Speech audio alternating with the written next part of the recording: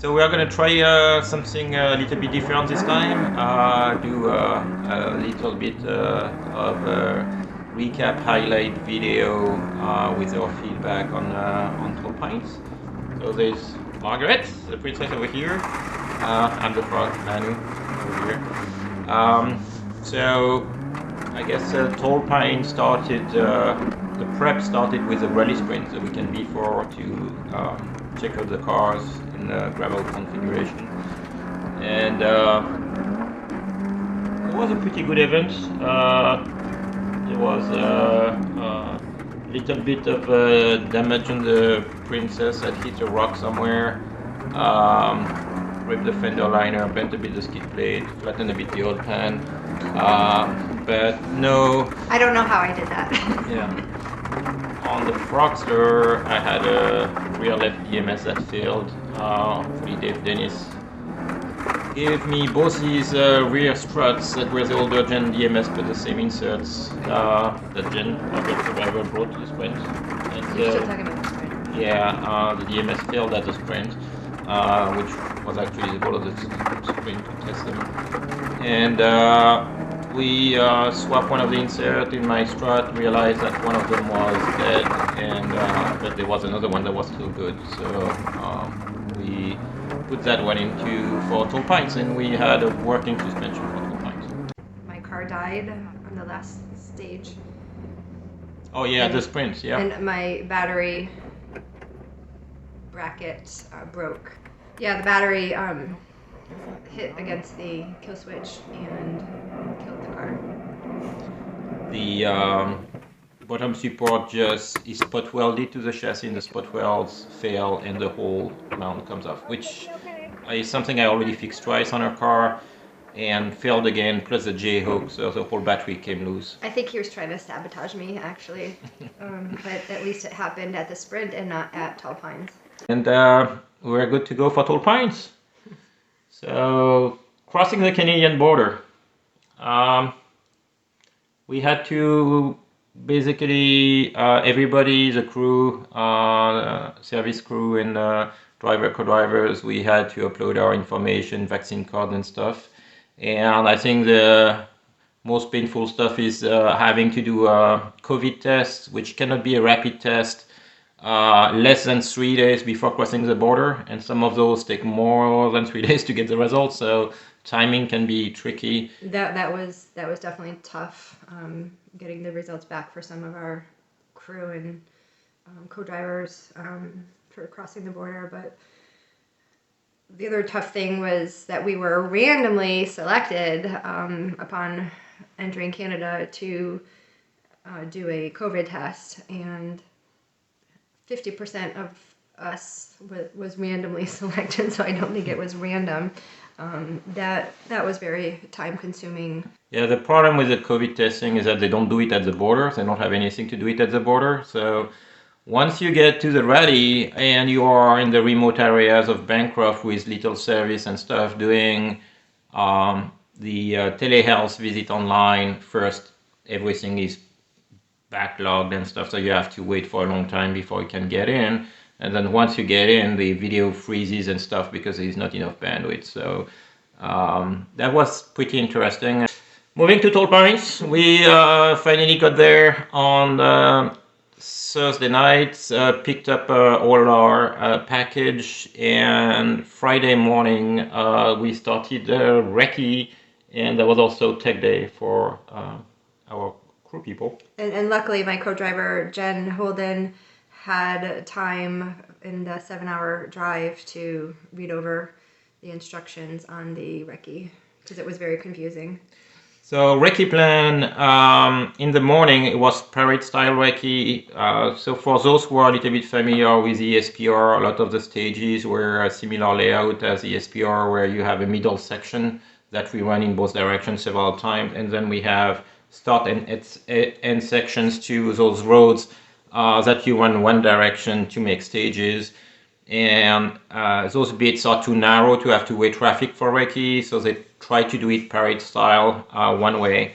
And the issue is that the Recce plan was missing bits in some directions, and then you would never fully recce some of the stages, which meant for the co-drivers they had to stitch together bits of stages with middle section of others and try to glue the stages together. The other thing, actually, when in the PrincesSTi, there was one section that didn't have the start signs up. So we were driving along, and I said, "Is this the stage?" And Jen said, "Not that I know of." I'm like, "Well, let's start checking the notes." And we had to find where we were, and we were actually on the stage, so we were missing those notes. So a good thing for us is that we bought the notes provided by the organizers. That helped a lot, especially this time I had a completely rookie co-driver. It was his first stage rally. Mike, who did awesome. And without the already provided notes, it would have been impossible, especially for a rookie co-driver, to put all this together. I actually prefer to write my own notes, but this event would have been impossible to do. So we're at the last minute we did buy notes, which were helpful. Yeah, I think it was okay for people who already knew the roads from the past events, but for newcomers, it was really tough. And actually, some people ended up doing some stages without bits of notes for parts of the stage. So that was quite interesting. And my poor Recce car, my new STI, she did well. Survived, but it was rough. Yeah, some of the sections were actually pretty rough. We raised the 2020 STI on King Spring, so that helped a lot with the clearance. Already had the primitive skid plates on it. I used my old 04 STI as a tadpole. We just had one flat.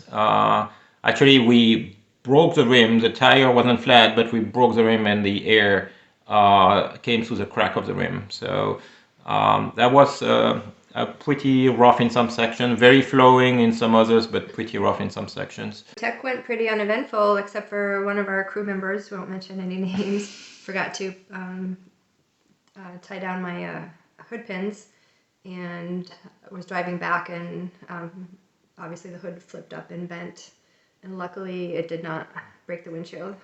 Yeah, so put hood struts on your hoods. That's what saved the windshield again. Yeah. But it bent the hood in half. So they re-straightened as much as they could the hood so they would close. It's not pretty, but it's working. So we're able to start the rally with that. We had to negotiate ahead of time because we are running our cars in area limited 4-wheel drive with a 36mm restrictor, which is not legal in Canada. So they allow you to run in open class, but you cannot score championship points. You can still get contingency money and go on the podium, but you cannot score any points. The problem with the Eastern Championship is that all the national guys are allowed to double dip, so they all enter national and regional at the same time. So all the top spot of regional are taken by those open class cars with sequential transmission, big suspension and stuff, where the little regional guy has no chance. So there is no real incentive for us to enter that championship. We are better off entering the one-off national that we do, and if we get lucky that there is enough attrition, we could get some contingency money from Subaru. Well, but on the regional side and championing side, there is no incentive for people who are in area limited to go do the championship in Canada. I'm hoping that the cars organizers will look into that, and because they want U.S. competitors, so that maybe they will allow us to actually compete and get championship points running that 36mm restrictor. I mean, it's a little bit silly because they have specific rules to allow RC2 cars, so the R5s to run in open class, but they won't allow limited car with a 36mm restrictor to run there. So I understand they don't have the gauges, they don't have boost monitors and stuff, but it looks like they have already suspended their pop-off valve rule and stuff, so there might be thing to look into to allow us to, I mean, we are not a threat to the championship anyway, but to have more, that's for sure. we have more area limited people coming across the border next year. Okay, so let's switch to the race day. So it started. So this year, Tall Pines was Options. COVID restrictions and rules. So no park expose, no spectators allowed. So that removed a bit of the show, but the roads were still fantastic. We got a little bit of snow overnight on Thursday night. So beginning of Recce, we had a little dusting of snow on the roads. It was cold. Temperatures were around freezing, but the snow didn't hold up. Generally, Tall Pines is usually a snow and ice event, and this year it was full gravel. Yep. So we're able to use our gravel tires. They were a couple of years old and they are soft. Having super soft in those conditions would have been better, but the tires did definitely decent. Options of running snow tires, given the conditions, would have had a lot of punctures. We already had not a flat but damaged a gravel tire in those conditions, so snows would not really have been a good option. So everybody was running gravels. So for me, Tall Pines was pretty uneventful. I thought I was doing very well, and when I was looking back on the times, I was running last in open class at first, and then I started moving up a little bit. Very competitive field this year. A lot of very fast top car in the.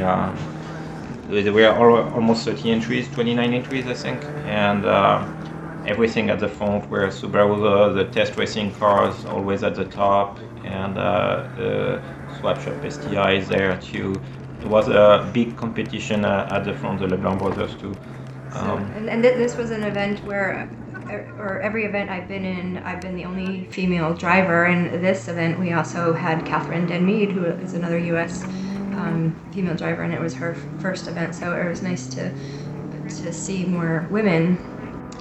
We had a female in our crew too, Amy. Thank you, Amy. We had fantastic crew actually. Fred, our crew chief from Subi Solution.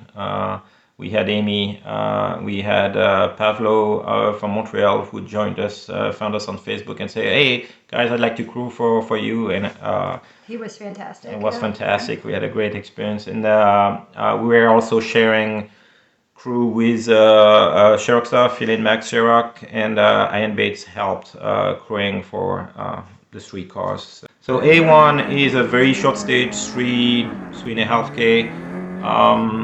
It's fast and flowing. It's really smooth. It was the first time that Mike was doing stage at speed. The only rehearsal we had was the rally sprint, where the speed are limited to 70 miles per hour and there is no really long straight. So on that first stage, it was quite challenging for him to keep up with the faster sections. So we got lost towards the end, but we managed. And on stage 2, it was really spot on. It's a much longer stage. It was 12K. Yeah. And then we run that stage the other way back, and then we ran the first stage again. So fourth was a repeat of first one, where we actually dropped almost 10 seconds, and that was nice and flowing. And then we started the after service. So first service was pretty uneventful. Yeah, one of the problems I had was with the problem with the seed order after the first service. I think they mistakenly put me way too far back, because they put several cars that I was faster with way in front, and so when we went back on stage, I ended up catching the car 2 cars ahead of me, which really slowed me down because there was no place to pass on B2, and they had some timing Yeah, issues. so the timing stopped after SS3. They had issues. I'm not sure what happened. We had a time, probably a clerical error, that was a 1 minute off. I think that was on stage 3. So when we came back, we filed an inquiry, but they based the receipt times on the wrong time, so we ended up being put at the back. Then we went into B1, which had a rough section at the beginning and the end, and in the rougher end section, I did cut the don't cut. I misread the road. I thought I had still a lot of room for the apex, but actually I was already on the cut line. And we hit a rock that broke the control arm in half. And the wheel took also a big impact. We had a big bulge on the rim. We didn't realize right away that the control arm was broken. So we had little time for transit. I'm like, the tire is holding pressure, we're gonna not touch anything, do the next stage like this. And so we did the whole B2 stage with a broken front right control arm and the wheel only being attached to the front mounting point. So the car was moving a lot, very hard to control, but we made it to the end. And at the end of B2, there was an incident on B3, and B3 got cancelled. And then they did transit us back to service, planning to do the remote refuel. It was just a refuel at that time, and then run B4, B5, and then it was running too late behind, so we just ran B5, which again we ran on the broken control arm, so at lower speed. So they canceled B4, we did B5, and then came back to service. And then the problem at that point is that the start order was kind of mixed up, and we pulled in service the 3 cars at 1 minute interval. So we only had 4 crew members between the 3 cars. We had 4 crew to service 3 cars in 30 minutes, and the Frogster had substantial damage that required the replacement of the front right corner. I mean, mostly the control arm, but the subframe had been quite bent from running the broken car on the next 2 stages. So the crew chief, Fred, and I worked on the Frogster while the 3 other crews were servicing the other cars. After muscling, we were able to fit the control arm right in, and actually didn't see originally damage to the axle. When we buttoned everything back up and put the car on the ground ready to go, we're only 5 minutes late. We realized that the axle was actually also broken and needed replacement, so we had to reject the car up, remove everything to swap the axle. Amy jumped in at that point to help with the axle replacement, and we left service with 20 minutes something late. So still a big penalty, but under maximum lateness so that we could continue the rally. And the goal at that point was to limp the car to the finish to finish the rally. We were attacking the C stages at that point. So it was completely dark. Those were night stages. So our dynamic lights actually worked pretty well. Yeah, my lights were fantastic, and I have night blindness and kind of scared to drive at speed at night, and these worked really great. The problem I had was I was reseated behind the Volvo. That was very, very smoky, and so that limited some of my vision. The second to the last stage, it was almost like driving in fog. There was another car that was smoking, and it was pretty bad. But the last stage for me was super fun. It was complete dark. There was lots of jumps, and I was having a lot of fun with that one. So on C1 we started last before sweep. Yep, yeah, because I was last getting out of service. They were closing behind us. So we caught the Suzuki Swift on stage, and it was in the faster section where the road was wide, so we were able to pass him pretty quickly. He let us in front of him for the next stage, which was really nice. And so in stage C2, I was behind the Black WRX. I don't remember. In front of them was Kathleen Denmead, and we ended up catching her towards the end of B2, no, C2, sorry. And she was super nice. As soon as she saw the light, she tried to find a spot to pull over. She waited for us to pass. And just a few corners later, we arrive on a car in the ditch with the co-driver waving the tow rope. I'm like, well, we can give it a shot. Last time I did that at Personnage, the tow rope snapped and broke the rear bumper. But I didn't realize it was Vincent Estrudel who was there for his performance. That made me double more happy even afterwards to know that I was able to tow him out, and we gave it a good tow and pulled them out of the ditch. Unfortunately for them, their control arm was broken. They tried to fix it for a ratchet strap, and I think it broke again just a little bit further down the road. Then we arrived at the end of C2, where everybody had to turn around and come back for C3. And then when the Volvo tried to turn around, they put the front end in the ditch and buried their rear wheel halfway through the road, and were blocking the road sideways. So we had to wait for sweep to get them out of there. They were blocking the road, and C3 got cancelled. Yeah, I actually tried pulling them out, and there was no way. Yeah, so I took the winch to pull them out. So C3 got cancelled. We had to transit everybody back to service with the Volvo episode delaying everybody to get out.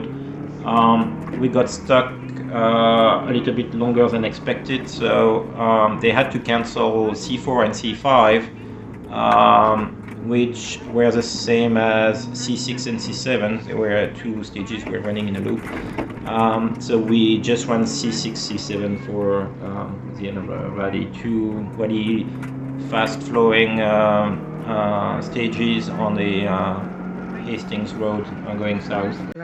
There was another pretty good crash on C7.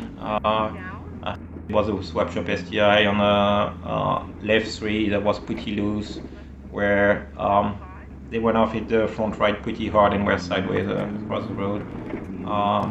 Yeah, they were actually B5 also had a lot of it was B2 or B5 who had a lot of attrition with 3 cars with triangles in a row that were right, left, right with and then broken there was bits. one car that didn't have their OK sign, so we all pretty car, much stopped. Car 15, and there were no rookies. They just didn't give a shit. Yeah, I mean, that was really unsportsmanlike conduct from them to not give the OK sign. We had to completely stop, yell at them to ask if they were okay, to finally have them acknowledge that they were okay and we could move on. Are you guys okay or what? Yeah, we might have been the first car on scene, but they did that to every car behind them, which is really not nice. Otherwise, we made it to the finish, which was great, a big relief. Yeah, and I was surprised to find out I ended up coming in 8th overall. I mean, 8th in the Nationals and 10th overall for the whole event. Yeah, so the overall is a little bit bizarre because they ended up putting back the regional guys in the overall. I mean, the regional guys ran both regionals but not national, because this year regional Tall Pines was split into 2 regional events that were covering the whole event. So those guys ended up being put back in the overall rankings. I think I finished last in open or close to last. I mean, we got the penalties for. You weren't. I think you were second to last. Yeah, I mean towards the end. Just glad we finished. Was good experience to acquire with Mike for his first event. He got the full package co-driver experience with difficult recce, breaking the car, towing someone out, running out of the car for time cards, dealing with delays and stuff. So he had the full experience. That was a great event. Yeah, other than a few really rough sections, it was a good event, and I had a great time. I'm looking forward forward to going back next year. I already have my Airbnb booked.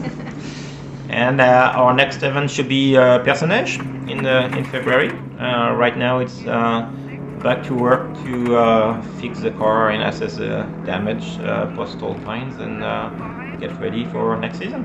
PrincesSTi always falls on my birthday, so it's my birthday present to me. And yeah, stay tuned on our Facebook and YouTube channel for more news. We'll have a few tech videos coming up showing the King Springs on Sunday Rally, the 2020 STI. And I can't wait to see what my new speed factor is in Canada. Yeah, finally we finished a national event, so we might get out of the rookie meetings and being stuck in seat 5B. So that's gonna be a good thing. Well, you all have a good holiday season, and we'll see you soon. Probably post a highlight video at the end of the year with what happened in 2019. Thanks again to all our sponsors, Cobb and Killer Bee, Subi Solution, Fred, our crew chief, TurboTech Tuning, who helped us a lot this year with tuning all the cars with the flex fuel kits. And Round Lake Auto, Radzik, who unfortunately couldn't join us at the last minute, but has been pretty helpful this year. Thanks again to our crew, thanks again to our followers, and we'll see you soon. Bye.